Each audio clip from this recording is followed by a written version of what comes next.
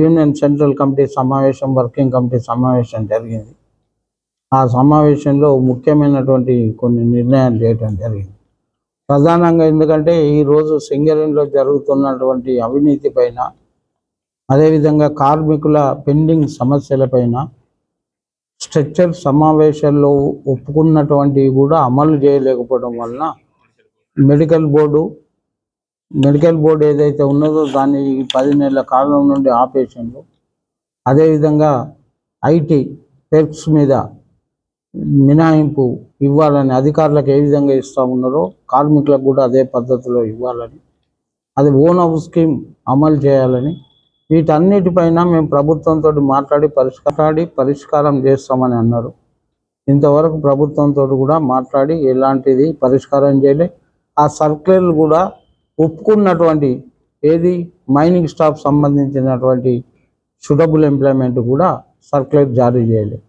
ట్రేడ్స్మెన్స్ కానీ, mining staff కానీ, ఇతర సమస్యల మీద, కార్మికుల సమస్యల మీద ఎవ్వి కానీ స్ట్రక్చర్ సమావేశంలో ఒప్పుకున్నటువంటి విషయాల్ని ఎవ్వి కూడా మన సర్క్యులర్ ద్వారా పరిష్కారం అది అమలు చేస్తలేదు.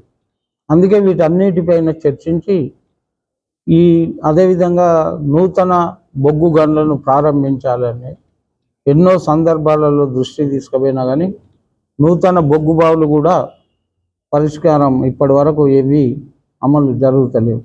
అసలు ఏంటి మేనేజ్మెంట్? అదేవిధంగా 51,000 కోట్ల రూపాయలు ఇప్పుడు రాష్ట్ర ప్రభుత్వం బాకీ ఉన్నది. ఈనాడు సింగరేణి పేమెంట్ ఇవ్వలేనటువంటి పరిస్థితి ఏర్పడుతుంది, కార్మికులకు జీతం ఇవ్వలేనటువంటి పరిస్థితి ఏర్పడుతూ ఉన్నది.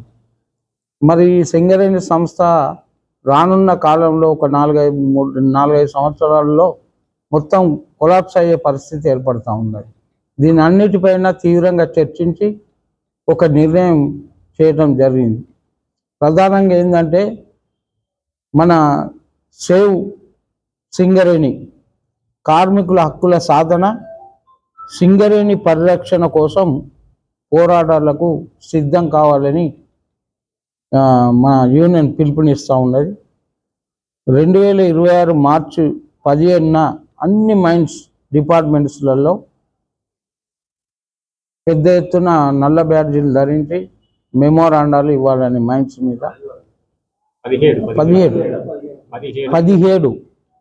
17 ఆధారం కాదు కదా, 17 మార్చి 18 నుండి జాతా కార్యక్రమం మొదలు కాబోతా ఉన్నది. ఈ జాతా కార్యక్రమం మన శ్రీరాంపూర్ ఏరియా నుండి స్టార్ట్ కాబోతా ఉన్నది. RK7 ఫస్ట్ 7 గంటలకు, ఉదయం 7 గంటలకు. అదేవిధంగా 7 మన నీటెక్ కూడా అక్కడ నుండి ఈ గేట్ మీటింగ్ సమావేశాలు అయిపోయినాక మోటార్ సైకిల్తో ర్యాలీ చేసి మళ్ళా 3 SRP1 SRP3 సెకండ్ షిఫ్ట్లో అక్కడ సమావేశాలు ఏర్పాటు చేస్తాం. తర్వాత నస్పూర్ కాలనీలో ఇక్కడ చౌరస్తా దగ్గర, నస్పూర్ కాలనీ చౌరస్తా ఉంది, ఆ చౌరస్తా దగ్గర ఒక పెద్ద ఎత్తున కార్యక్రమం మీటింగ్ ఏర్పాటు చేసి ఈ సమస్యల మీద కార్మికుల వాడలలో కూడా అవగాహన కల్పించాలనే ఉద్దేశంతో అన్ని ఏరియాలలో ఇదే కార్యక్రమం కొనసాగుతుంది. ఇది శ్రీరాంపూర్ అయిపోయిన తర్వాత మందమర్రి తర్వాత గోలేటి అయిపోయిన తర్వాత RG1, తర్వాత RG2, RG3, భూపాలపల్లి,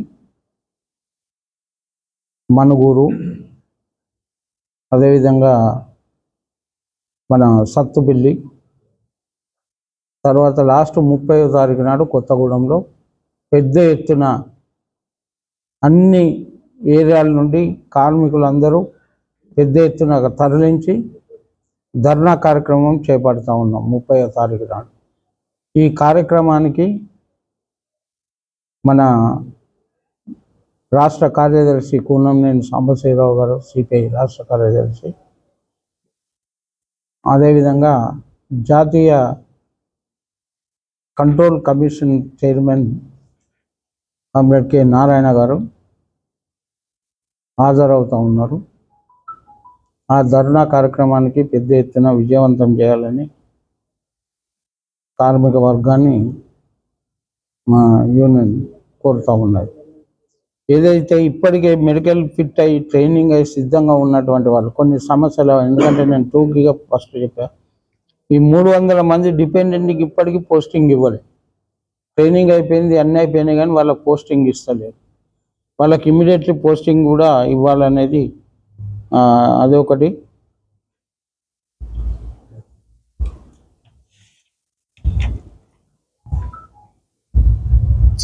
ఇప్పుడు సింగరేణిలో ప్రారంభించాల్సిన గన్లు ఇల్లందులో కోయగూడెం 3,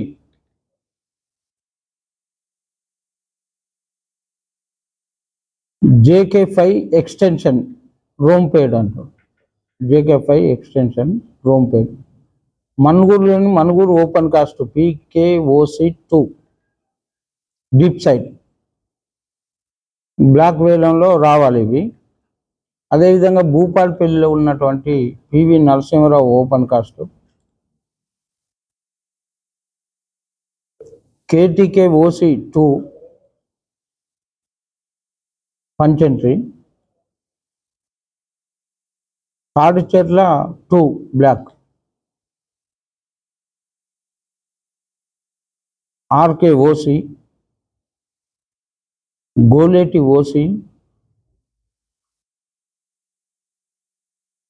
మాదారం OC, ఈ మొదలగు ఇవన్నీ ఇవి మనకి రావాల్సిన అవసరం ఉన్నది. కనుక వీటిని ఇమ్మీడియట్లీ నూతన బొగ్గు బ్లాక్లను ఓపెన్ చేస్తేనే సింగరేణి భవిష్యత్తు ఉన్నది తప్ప లేదు. ఇంకోటి అవినీతి మీద కూడా ఇందులో పోరాటం చేస్తూ ఉన్నాం. ప్రధానంగా ఏంటంటే ఏదైతే సింగరేణిలో ఉన్నటువంటి ఇప్పుడు టెండర్ల సిస్టమ్ ప్రకారం ఇంతకుముందు గతంలో ఉండే, కానీ ఇప్పుడు ఏంటంటే టెండర్ల కంటే అదనంగా వేస్తేనే 10%, 6% నుండి 10% అదనంగా వేస్తే ఇస్తాను. అది మొత్తం దాన్ని ఈ ప్రభుత్వమే కొంత జోక్యం తీసుకొని వాళ్ళు అది చేసి అదనంగా వాళ్ళు టెండర్లు వేస్తే 10% ఎక్కువ వేస్తాయి. ఇప్పుడు ఉన్న టెండరు ఉదాహరణ ఒక 50 రూపాయలు 60 రూపాయలు వేయమని వాళ్ళే 55 రూపాయలు వేయమని చెప్పి 55 రూపాయలకి వేయించి వాళ్ళకి ఇచ్చేస్తా ఉన్నారు. వేరే వాళ్ళను వేపిస్తలేదు. ఈ పద్ధతులలో సింగరేణిలో జరుగుతూ ఉన్నది. కనుక మేమేమంటాను, టెండర్ల ప్రకారం ఇందులో అవినీతి జరుగుతుంది కనుక దీని మీద సిబిఐ ఎంక్వైరీ జరగాలి.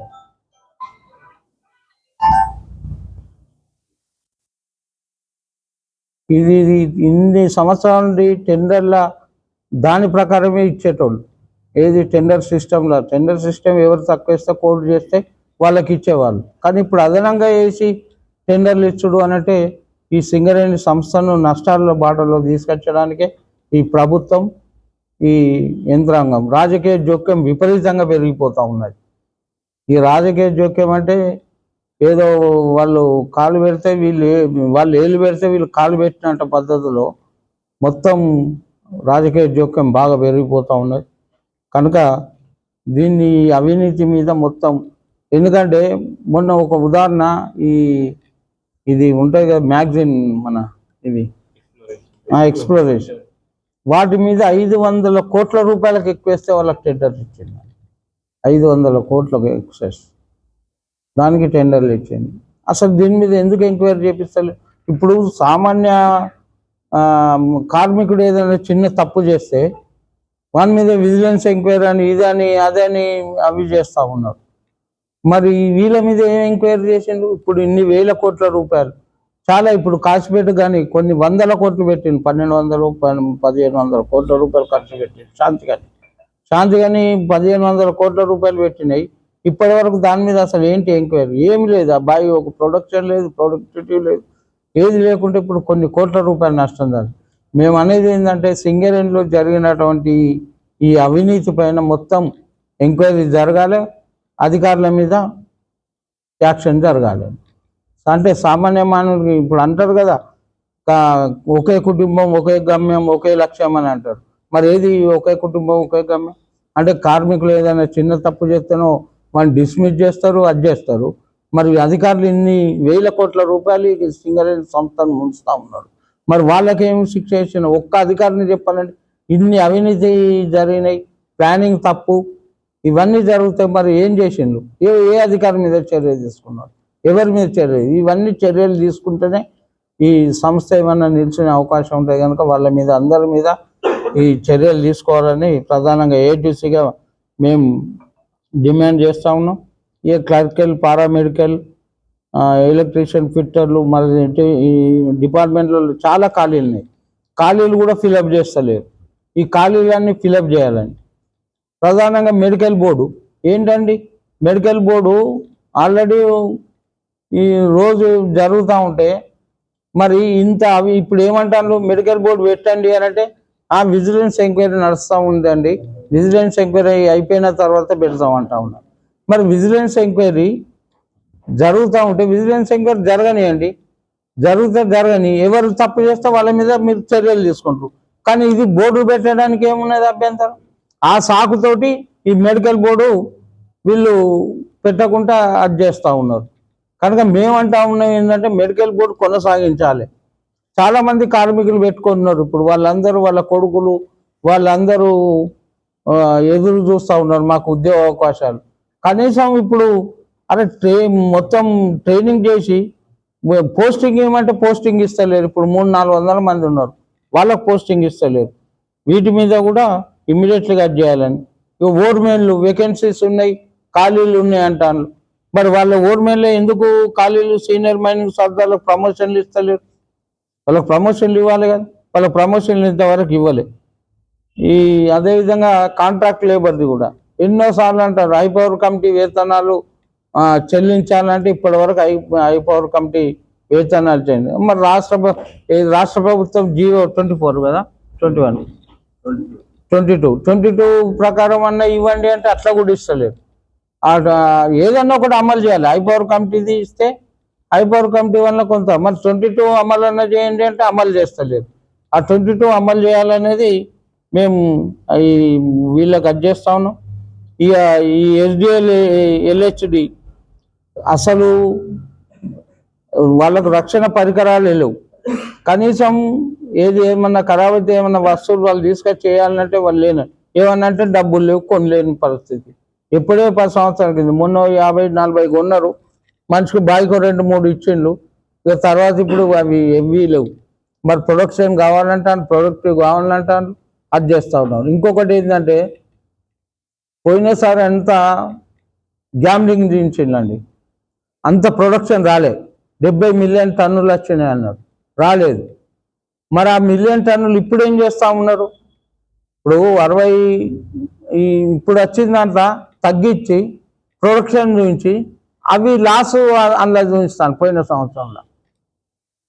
మరి ఇది ఎంత అన్యాయం? దాని మీద ఎవరి మీద యాక్షన్ తీసుకున్నారండి? ఇప్పుడు ప్రొడక్షన్ అంటే ఏ సంవత్సరం ఆ సంవత్సరం ఎంత లాభం వచ్చింది, ఎంత ప్రొడక్షన్ వచ్చి ప్రొడక్టివ్ వచ్చింది చూపించండి, అభ్యంతరం లేదు. కానీ అదనంగా చూపించి మొత్తం అది చేసి ఇన్ని వేల కోట్ల రూపాయలు లాభం వచ్చింది అన్నారు. 4,000 కోట్ల రూపాయలు మేము పక్కకు పెట్టాం ఈ సింగరేణి సంస్థ అభివృద్ధి కోసం అని అన్నారు. అంటే కొత్త మైన్స్ కోసం. మేము కూడా దానికి అందరు అంగీకరించారు. కొత్త మైన్స్ వస్తే ఉద్యోగాలు వస్తాయి, అవి వస్తాయి, ఉంటాయి అని అనుకున్నాం. కానీ ఆ 4,000 కోట్లు ఏమైనా ఇప్పుడు ఎవరికి అసలు 4,000 కోట్లు ఏమైనాయి? ఎక్కడ పెడతాను, ఏం చేసిండ్రు? మరి దీని మీద ఎంక్వైరీ ఏమైందండి? ఇన్ని కోట్ల రూపాయలు మరి నష్టం ఉన్నదా, లాభం ఉన్నదా, ఏది చెప్పకుండా అంకెల గ్యారెంటీ చేసి మొత్తం సింగరేణి సంస్థను బోగస్ సంస్థగా చేస్తూ ఉన్నారు. దీని మీద అందరి మీద యాక్షన్ జరగాలనేది ఏఐటీసీ డిమాండ్ చేస్తూ ఉన్నాం.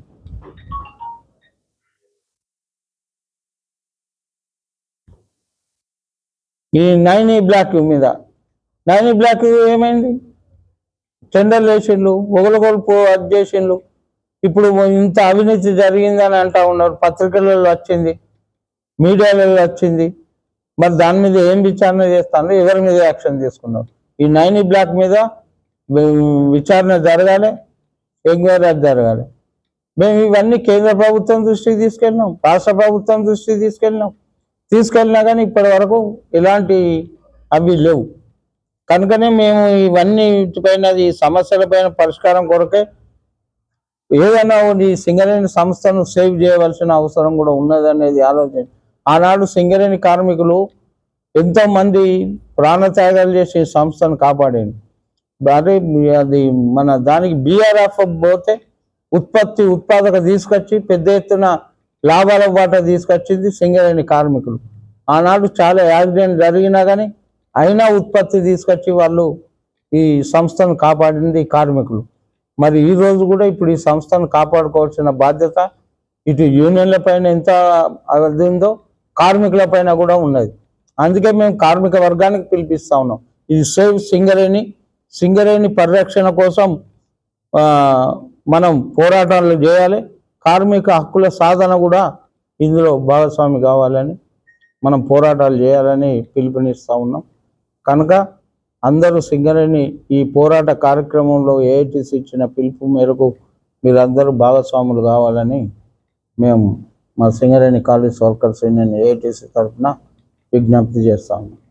దయచేసి ఈరోజు సీతారామయ్య గారు వస్తామని అన్నారు, కానీ ఎమర్జెన్సీగా వారికి ఏది రాష్ట్ర మన సాంబశివరావు గారు వేరే కొద్దిగా అక్కడ మా పార్టీ వర్కింగ్ కమిటీ సమావేశం ఉన్నది కనుక ఆయన ఆగిపోమన్నాడు. రాత్రి ఆగిపోయింది కనుక ఇక మేము ప్రెస్ ఆల్రెడీ నిన్న చెప్పింది అనుకుంటా, బహుశా